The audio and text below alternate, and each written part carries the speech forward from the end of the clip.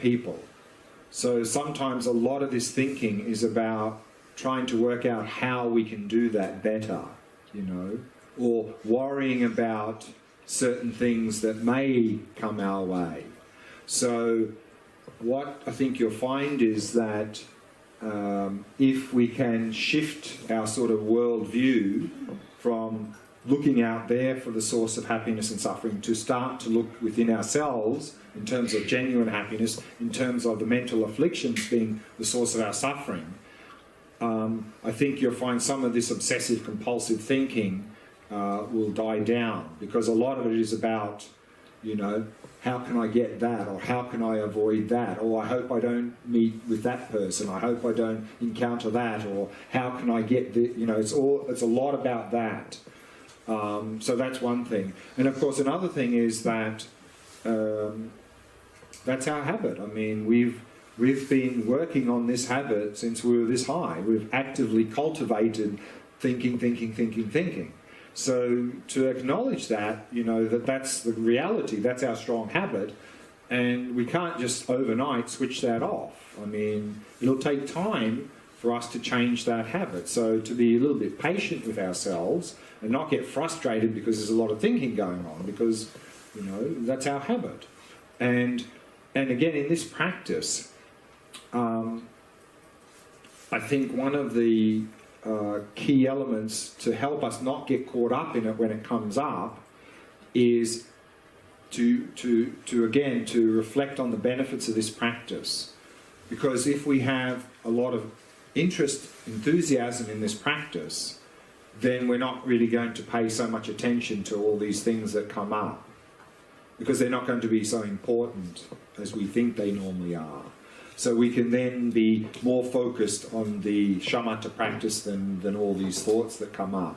So again, it's not about trying to block them, it's just about when they come up, to let go of them and then just come back. And when we say release, we're not trying to push them away. So release is not trying to get rid of them. Release just means go back, just lose it. Just because the thing we're interested in really is the object, in this case the breath. So just keep coming back. And then once we start to develop that habit, you'll find they'll die down. And also this is another reason why we are working day after tomorrow with the mind itself. Particularly for this reason, because many of us have this obsessive compulsive thinking all the time. And in that practice of observing the mind, these thoughts and everything that we obsessively compulsively engage in are part of the object. So actually, if there's lots of thoughts in that practice, very good, because you've got something to focus on. So very good. Of course, the key is to observe them and not get caught up in them. But again, so therefore, I think that's why particularly that practice is so helpful in our modern society, because many of us have this obsessive compulsive thinking and it really torments us a lot. And so in that practice, we're going to be actually observing it. So very good that we've got all these thoughts. I feel like the dullness I have a very quiet mind. Quiet, but I'm like, I can understand that I'm falling asleep with back straight. So I'm trying to open my eye, it's too heavy, everything is too heavy. And I'm trying to interest myself with the stomach and all day. Yeah. So one of the things that is very common in these sorts of retreats, particularly the first 1 or 2 or 3 days, is that people tend to come from very busy lives, you know, go, and often together with that, not enough sleep really. And so we come along to this retreat, and one of the first instructions is relax. So we tend to then relax, and the body goes, thank you. And then of course we sleep, because we need to, because it's go, non-stop. So it's very common in these retreats, the first couple of days, to really be very drowsy and so forth, because we're sort of catching up on the sleep that we really need. So therefore it's important to get enough quality sleep, because if we don't, and unfortunately many of us don't in our modern world, because we have very busy lives, we never have enough time for everything. So what we tend to do is we cut sleep from 8 to 7 to 6 to 5 to 4 to 3 hours. And somehow we sort of manage with that. But of course that's not very good for us physically or mentally to have that lack of sleep. So therefore if we want this practice to really be effective, we need to make sure that we get enough quality sleep. And also probably in this room here, a number of people, it's maybe getting a little bit sort of warm and a bit stuffy. So when you're meditating at home, then you can adjust the conditions where you meditate better, more easily, you know. Make sure that we're not meditating in a place that's too warm or stuffy, more fresh and light. So that's going to help as well. And again, just to sort of keep the session short. But so I think that's, so I wouldn't worry about it too much. In fact, it's a habit all the time. It's also the last time every day at home. Also, it's my habit. And you're meditating with your eyes closed or open? I'm trying to open. It's burning, so it's like I have a story with that. I'm trying to open my eyes. I cannot hold it. Do you have problems keeping your eyes open when you're watching TV at home? Yes. You do? Always? Always. I'm getting asleep. Even if it's an interesting program? Yes. Oh, okay. The book, everything, yes. Okay. So one thing we can do is the head position is to elevate it more. So if we're getting a little bit, this is a bit of instruction for the program, the practice coming up, but we can use it here as well. We can actually be looking like straight ahead. So move your head position up so you're actually looking straight ahead. So that can sort of help as well. And then, of course, we need to make sure we have a healthy diet and exercise, of course, because the body has a big impact on the mind. And the reality is in our modern society, we tend not to have a very healthy diet. And one of the things I think that really creates a lot of difficulties with meditation practice is if we have too much sugar in the diet. That's not really going to be very helpful because we'll go like this all the time with, for the sugar. But also the other thing is that it reminds me of a story some years ago. I was following a program in India, and the Lama who was leading the program was guiding some meditations, and we had like 300 people in the room or so, and there was quite a number of Asians in there, and it seems like they also like to sleep a bit. And, when he was leading the meditations, you know, and he was out the front, he could see people meditating, and then often the people would be going like this, you know, and then he, more than once actually, he commented on that after the meditation. He said, I'm very happy to see this, because he says, I know you're not tense, you're not uptight, because he understands that for us in our modern society, we're really very tight and tense. And this is one of the main reasons we in our modern society have so much difficulties in meditation, because we're tight and tense, pushing. So he was sort of very happy about that. He said, I'm very happy, because he knows they're not tense and tight. But of course, sleeping is not meditation. So, but from that basis, then we can sort of slowly try to improve our attention and remain in that very relaxed state. So. When I'm watching with my mind, it's easier for me because it's interesting. Yeah, and that's another point. Is the breath? Again, we focus on the breath and we go, oh, that's so boring. But actually, it's not boring at all. Craving and attachment thinks it's boring, because craving and attachment wants some sort of bigger, better, different, something exciting. But actually, the breath, once you start to get into the practice, can be very, very interesting. Very interesting. But again, use the object that works best for you. So if you find that observing the mind, resting in awareness on another object works much better, then use that object. We don't have to use the breath. So if you really find that working with the breath is not really working, then we can use another object. So that's okay. That's fine. Any other questions? Yeah. Yeah. Can one shift the focus of the concentration from in the same meditation from the breath to awareness and then to jump here and there? It's no good, but I don't know what to do. Yeah. Again, the recommendation is find the object that works best for you and stick with that. Don't keep chopping and changing the object, because then will be there's an expression in English, a jack of all trades and the master of none. So so that's the general recommendation, not to sort of be moving around between different objects, particularly in the same meditation. That's really not going to be helpful. Having said that, let's say we're using the mind as the object.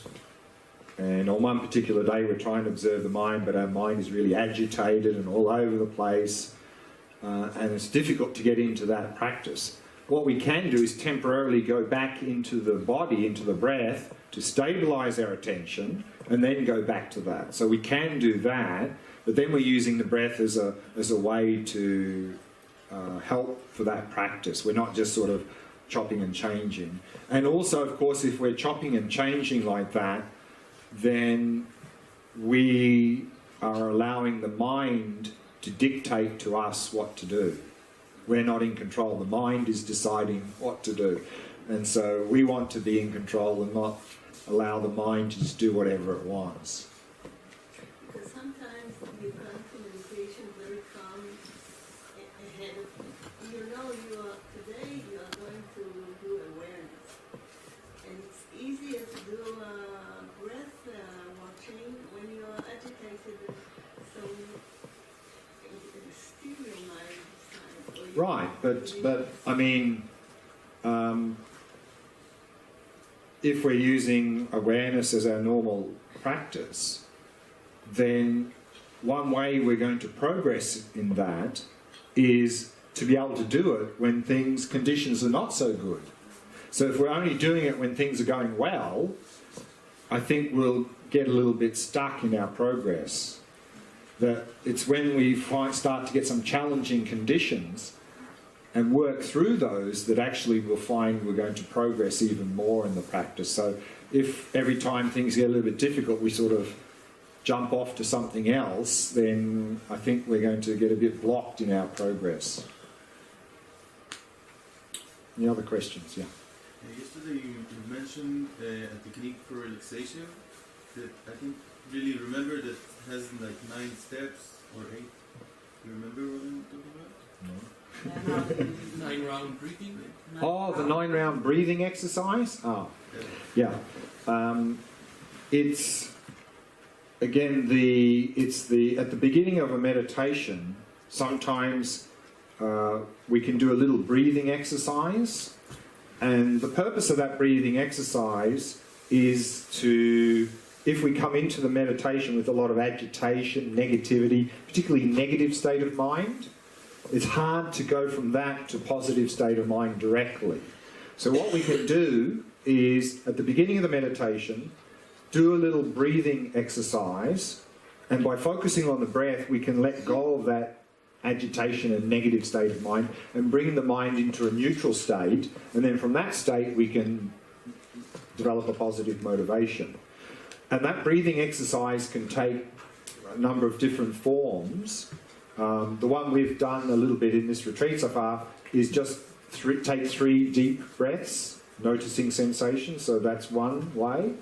Some other traditions sometimes talk about counting 21 breaths, and in a Tibetan tradition you often hear about this 9-round breathing exercise. And that can be very elaborate with a lot of visualizations, because often that 9-round breathing exercise is also done at the sort of level of Tantra or Vajrayana, where there we talk about at the subtle level, the sort of what's called central channel and 2 side channels.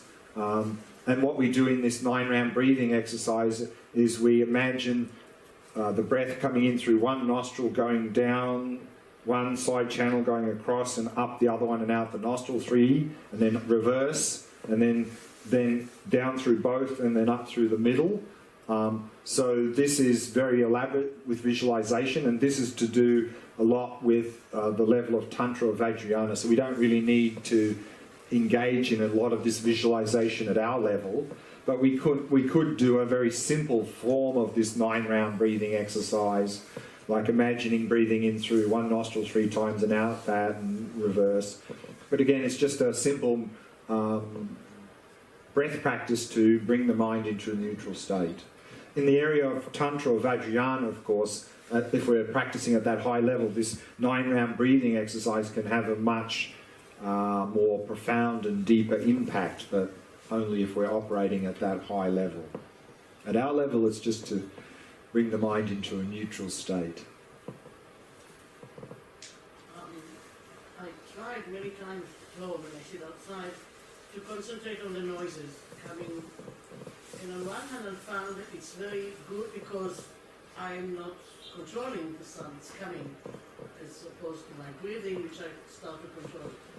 But on the other hand, it takes a lot of energy, right? It's to be attentive all the time, so it's not exactly relaxation. Yeah. In a way. So it's dubious. I like it. I like it very much. But, Yeah. So again, as I've mentioned, our normal tendency or habit is when we really want to focus, we tense. And so we bring that into the practice. So listening to sounds, even particularly tomorrow's practice when we start to look at the focus here, there can be a very strong habit of tensing because the object here is more subtle. And of course, if you're listening to sounds, some of them are very faint. So we have to pay very close attention. And generally when we have to pay very close attention to something, we really tense even more. So if we're using sound as an object for this practice, and we can do that as a beginner, just like I mentioned, you could even pick a physical object, put it down and look at it visually as the object. Similarly, as a beginner, you could use sound as an object for this practice, but again, we need to have the basis of relaxation. So, and this is something we're going to be really working with tomorrow when we focus here, because it can be very much the tendency to really tense because it's harder to notice that.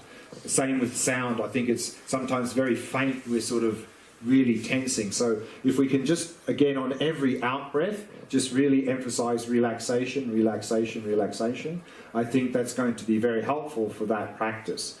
Of course, using the sound as the object for this practice, when there's no sound, then what can happen, of course, is we just sort of drift off into some dullness because there's nothing really to pay attention to. But we could use the sound in the beginning phases of this practice to get into the practice. But again, to really emphasize the basis of relaxation in that practice. And then I think you'll find that you won't get exhausted, because that exhaustion is because of the tension.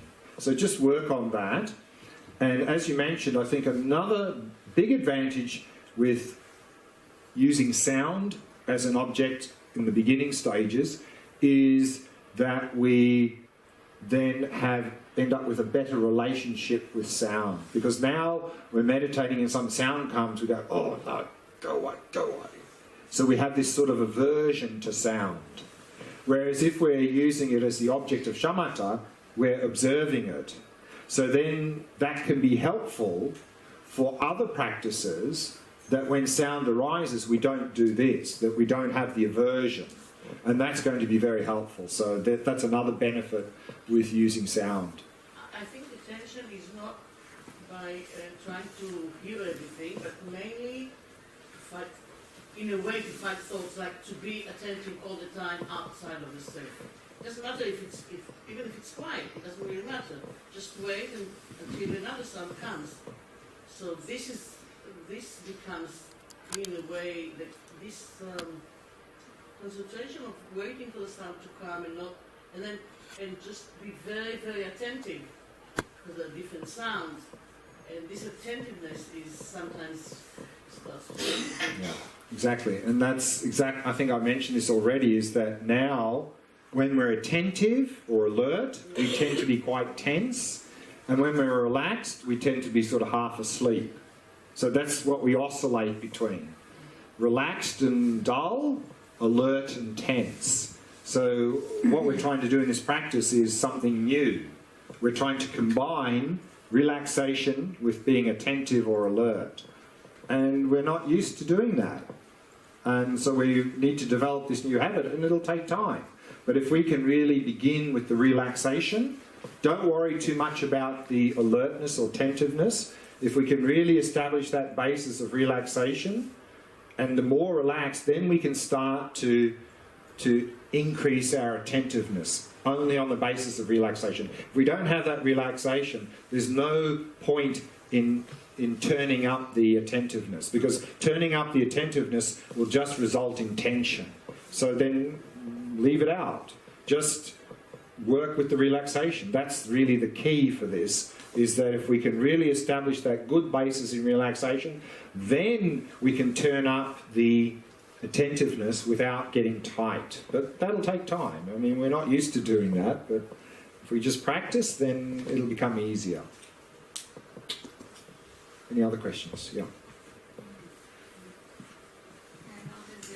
Today morning, the instructions were to pay attention with sensations inside the body during when air is coming in and out. And notice that in the morning, I can feel sensations in my bottom part of the body, but when I pay attention to the upper part, the pain. It is a really physical pain inside. Physical pain? Physical pain inside. Right. And then during the day when I have more energy, Yeah. It's different. Right. So the question is there a question, or is this just an observation? Observation, and my explanation is that it is related to energy, the level of energy in my body. Yeah. Yeah. Of course, particularly using the breath as the object, we're paying closer and closer attention to the body. Now, as from the question here earlier, is many of us are totally caught up in our mind, obsessive compulsive thinking, to the point where we've even lost touch with our own body. We're not really aware of what's going on in our body, hardly at all. So then when we start to do the breath practice, we're bringing that attention into the body, and then we really start to notice a lot of things that were already there, but we never noticed them because we're so caught up in our obsessive compulsive thinking. So this is good that we get in touch with our own body, and then we can start to notice certain things and certain variations and different times of the day and so forth. And that's very helpful, because that's going to see how we're functioning through the day in terms of mentally and physically. And then once we can observe that, and if there's some tension or tightness, then we can do something about it. But if we don't notice it, then we just have that and we're suffering. So this is good that we can start to notice these things, and then we can also start to notice some patterns. And we can notice then that certain thoughts or mental things are causing certain physical things in the body, and vice versa as well. So we can start to notice relationships between body and mind as well. So that's also going to be very helpful. What is helping is to pay attention to the agam, the pelvis. Yeah, to bring the attention down. Yeah, yeah. Again, that's why we're using today the abdomen, because by bringing the attention down, it can really help ground us and really help with that relaxation. The more up we bring the attention, the more that there's a chance of getting tense and tight. So, yeah, exactly. Okay, we've still got a couple of minutes left for if there's one more question.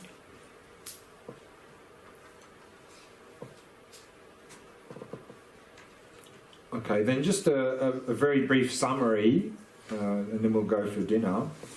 So, today then we were using the abdomen, the sensations of the breath in the area of the abdomen as the object. And again, this is particularly good for working with stability, to stabilise our attention, particularly together with the counting and noting of the breath. Now, some of you may have found counting or noting helpful. Some of you may have found it not so helpful, and some of you may have just found it another distraction. So, if you don't find counting or noting the breath helpful, we can leave it out. We don't have to use it.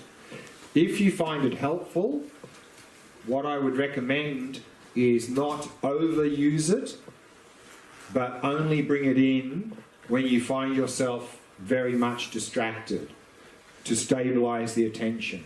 And then when you're more stable on the breath, let go of the counting or noting. And then eventually, as you go deeper into the practice, you'll need to let go of it altogether, because it is mental activity, it's artificial activity, whereas we're focusing on the sensations. But as a beginner, it could be helpful to get us into the practice, but at some point we'll need to let go of it altogether. So yesterday we were doing the full body, which is good for relaxation. Today, the abdomen, particularly good for stabilising the attention. Tomorrow we're going to be focusing at the nostrils, and this is good for clarity. And we're cultivating, as I mentioned, we're cultivating these three qualities sort of in this order. First, we establish a basis in relaxation. When we're more relaxed, then we work on improving stability of attention. Once our mind becomes more stable, then we work on emphasising clarity. Emphasising them in this order. Each one support for the next, like the tree analogy. The roots of relaxation support the trunk of stability, which support the branches and leaves of clarity. What this doesn't mean is that first we need to do the full body practice, then when we're relaxed, then we need to shift to the abdomen. Once we're stable, then we shift here. That doesn't mean this. It just means each one is particularly suitable for that quality. You could, as a beginner, start here and establish relaxation, stability, clarity. Or you could do the abdomen, relaxation, stability, clarity. So we don't have to move between those variations. So you just need to be aware of that. And so tomorrow then we're going to be working with the nostrils, and we'll give some instructions on that tomorrow morning. This evening, as I mentioned, in the evening sessions, we're going to sort of start to introduce the whole framework around this shamatha practice. What is the sort of the Buddhist framework? And this evening I'd like to just begin that by looking at the history of Buddhism, how it began, what sort of the various teachings were of the Buddha, and how they spread to the different countries.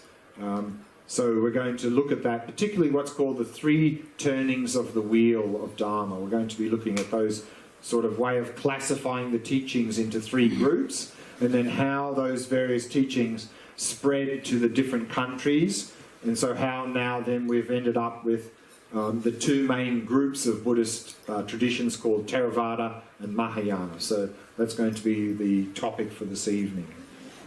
So it's time for dinner, so let's break for dinner and come back at 7:30.